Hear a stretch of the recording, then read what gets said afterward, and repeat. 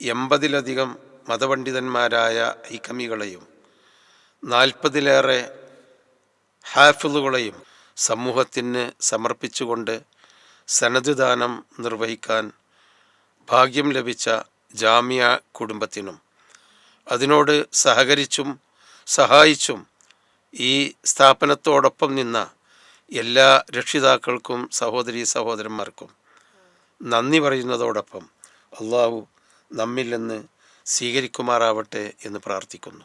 സഹോദരങ്ങളെ, പരിശുദ്ധ റമദാനിൻ്റെ മുമ്പിലാണ് നമ്മളുള്ളത്.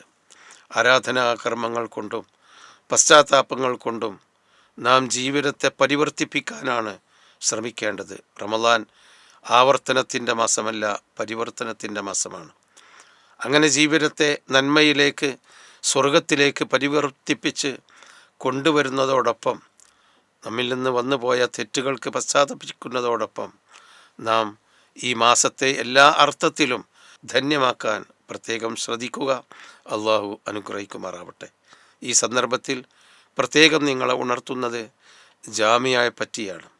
ജാമിയയുടെ ഒരു വർഷം നമുക്ക് ഭീമമായ സംഖ്യ ചെലവുണ്ട്. മാസാന്തം 42 ലക്ഷം രൂപ 700-ലധികം വിദ്യാർത്ഥികൾക്ക് വേണ്ടി നാം ചെലവഴിക്കുന്നുണ്ട്. ഈ സംഖ്യ സമൂഹമാണ് നൽകുന്നത്. ഈ പരിശുദ്ധ റമദാനിലും ജാമിയയെ സഹായിക്കാനും അതിനുവേണ്ടി പരമാവധി നിങ്ങളെ കൊണ്ടാവുന്ന സഹായ സഹകരണങ്ങൾ ചെയ്യാനും നിങ്ങളൊക്കെ മനസ്സ് വെക്കണം എന്ന് അഭ്യർത്ഥിക്കുന്നു. അള്ളാഹു അനുഗ്രഹിക്കുമാറാവട്ടെ.